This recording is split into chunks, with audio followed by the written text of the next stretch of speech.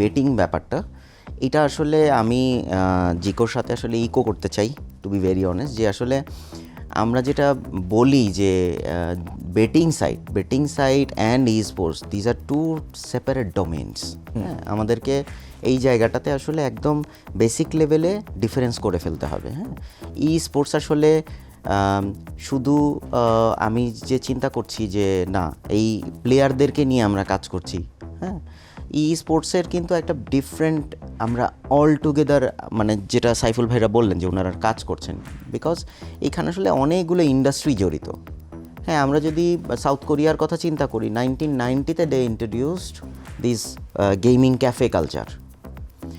একটা দীর্ঘ সময় পরে এখন আমি যদি দেখি যে ই স্পোর্টসের আসলে টপ মোস্ট চ্যাম্পিয়ন বিভিন্ন ক্যাটাগরিতে, পাবজি বলি, ফ্রি ফায়ার বলি, মোস্ট অফ ইট চলে আসবে চায়না অথবা সাউথ কোরিয়া, কারণ গেমিংটাকে তারা আসলে দে টুক ইট ইন দেয়ার ব্লাডস। হ্যাঁ, এইটা আসলে প্রত্যেকটা জিনিসেরই আসলে কিন্তু একটু ডার্ক সাইড থাকে, বেটার একটা ব্রাইটার সাইড থাকে। হ্যাঁ, তো আমরা আসলে ডার্ক সাইডটাকে চিন্তা করে ব্রাইটার সাইডটাকে আসলে we can't shut down the window. So এইখানে আমি বলবো যে গেমিং নিয়ে আমি আবারও রিপিট করি, সেটা হচ্ছে আমরা যদি প্রপার রেগুলেশনের মধ্যে যাই, আমাদের আসলে কোনো রিস্ক আমি দেখছি না।